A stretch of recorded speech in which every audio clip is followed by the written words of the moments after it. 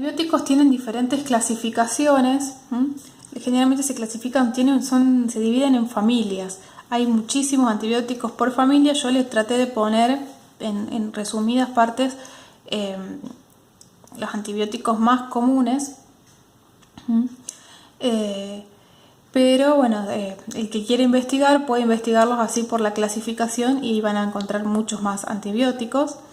Bueno, uno de estos antibióticos son los que inhiben la síntesis de ácido nucleico. Ustedes imagínense, como le dije, la bacteria tiene un ADN, un ARN en su interior y para poder reproducirse tiene que generar un ciclo de desarrollo a través de estas moléculas de ADN o ARN, como hacemos también los humanos, ¿no?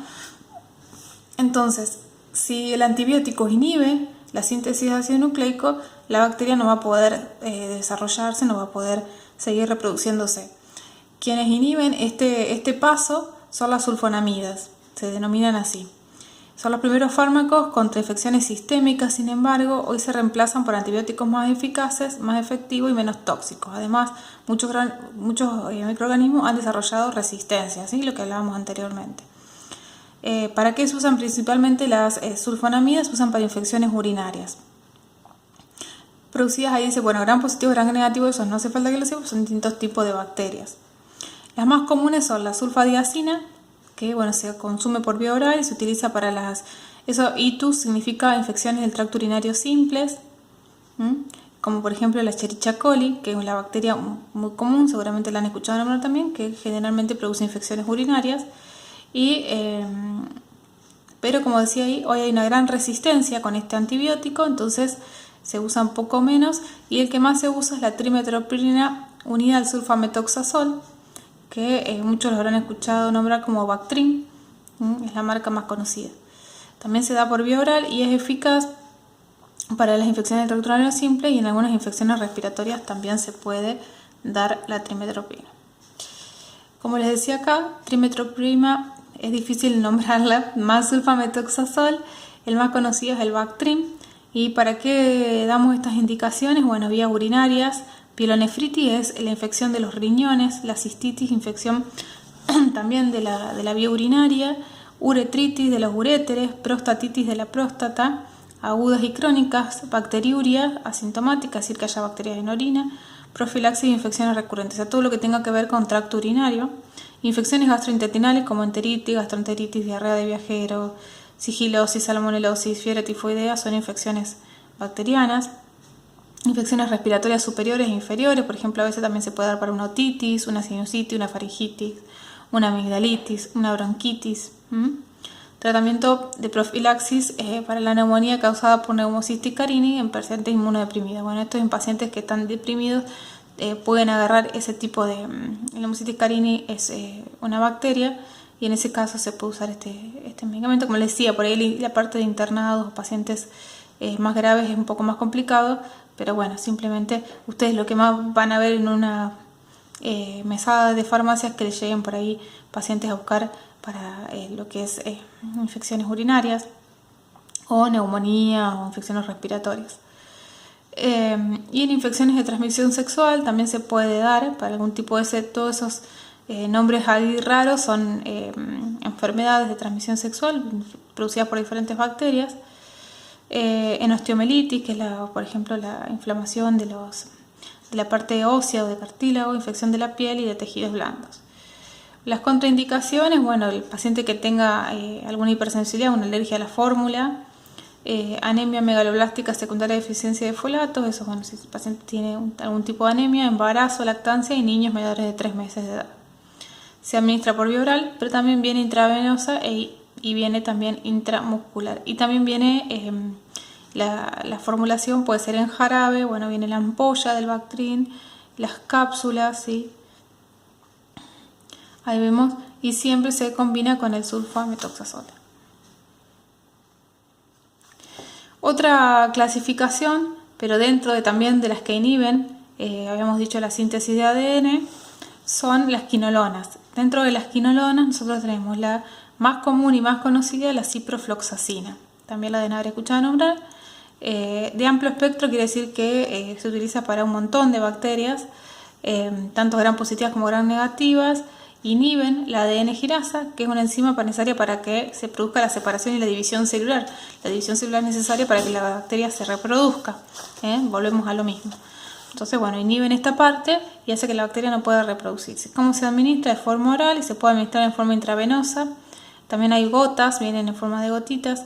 Se elimina fácilmente por el riñón, de gran potencia, contra gran positivos y gran negativos y con poca resistencia, lo que está bueno porque bueno, no se ha generado mucha resistencia a la ciprofloxacina.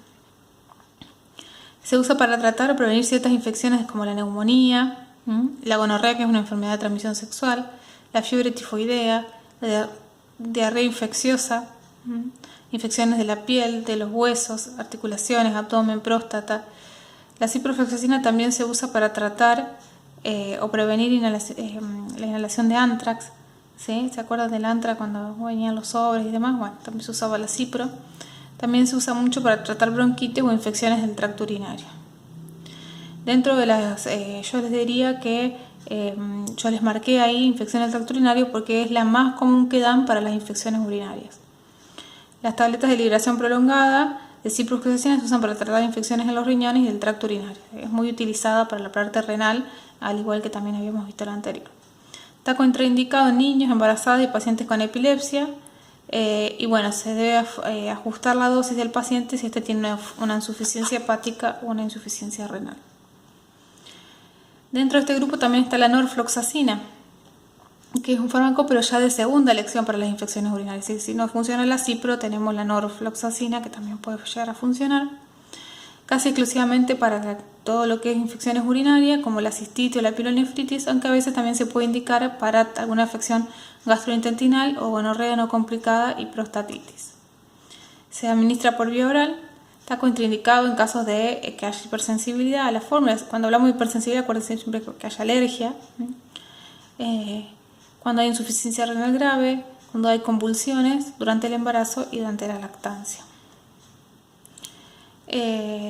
Otro tipo de antibiótico son los netromidazoles, como el metronidazol, que es un fármaco que es uno de los pocos que actúa como antibacteriano y antiparasitario también, para los parásitos.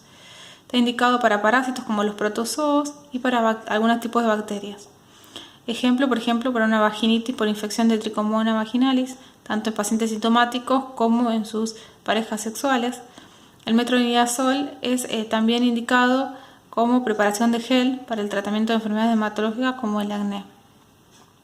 Se absorbe bien por vía oral y se puede administrar por vía endovenosa, intravaginal y cutánea. La rifampicina también es otro fármaco y está normalmente indicado en el tratamiento de las infecciones por micobacterias, incluyendo la tuberculosis, la lepra.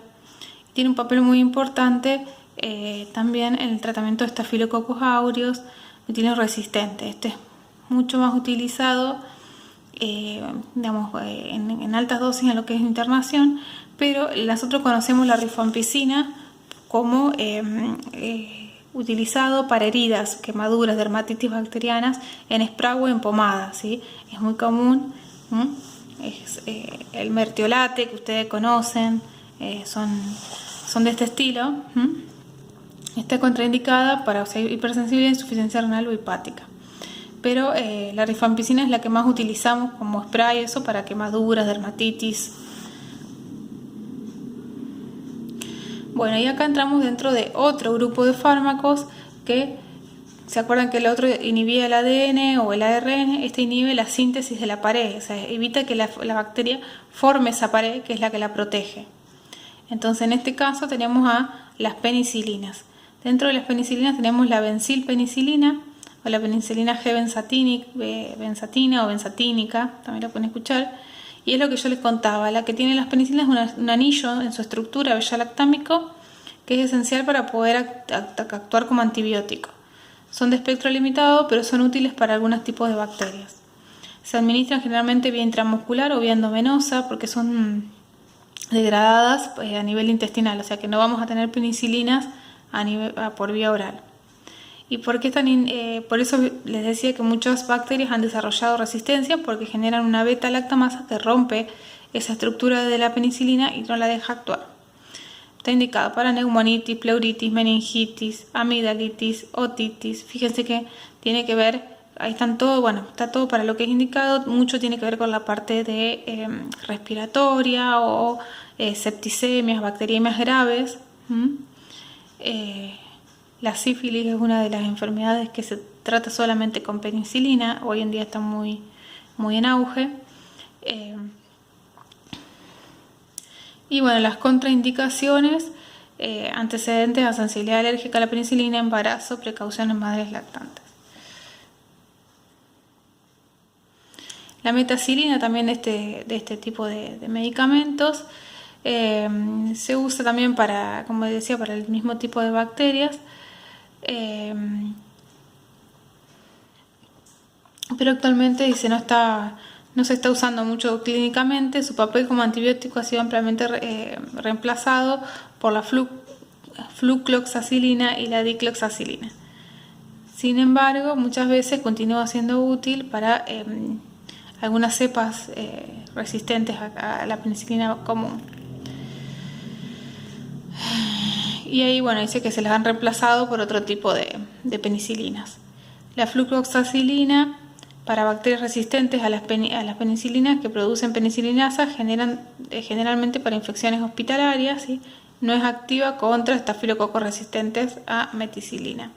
Esto generalmente lo vamos a ver en el internado, que te van a decir, bueno, tiene una bacteria metilino resistente, que quiere decir que es resistente a la meticilina, es resistente a las penicilinas. Entonces ya ahí hay que utilizar otro tipo de fármaco de otra familia porque no se genera resistencia y bueno, por eso a veces se han dejado de usar ya. Después tenemos penicilinas de amplio espectro.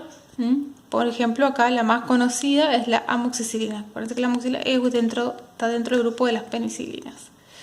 La amoxicilina, bueno, son activas contra las bacterias gram positivas que no producen beta-lactamasa y dado que difunden dentro de la bacteria gram negativa, también activas contra estas. Por ejemplo, son muy efectivas contra la Escherichia coli. O sea, van a ser efectivas contra bacterias que no produzcan la beta-lactamasa. Acuérdense que sí, como son penicilinas, si el microorganismo produce beta-lactamasa, no va a ser efectiva. Se utiliza mucho contra la Escherichia coli, que es una de las bacterias más comunes. Bueno, y es el fármaco de elección para administración oral, ya que se absorbe mejor que la ampicilina y se puede que la ampicilina, que siempre hay que administrarla por forma parenteral. Está indicada en el tratamiento de infecciones sistémicas o causada por microorganismos gram positivos y gram negativos, algunos anaerobios, en el aparato respiratorio, en el tracto gastrointestinal, genitourinario, de piel y tejidos blandos y en algunas infecciones odontológicas. Para la Helicobacter pylori, ¿se acuerdan que habíamos visto que era esa bacteria que producía las úlceras cuando vimos la parte digestiva? Se puede dar amoxicilina, que se daba asociado a un inhibidor de protones, ¿se acuerdan? Como el omeprazol, ¿sí? Para la profilaxis y la erradicación de esa bacteria. Bueno, y viene de forma oral, en comprimidos y en jarabe, pero también viene en inyectable.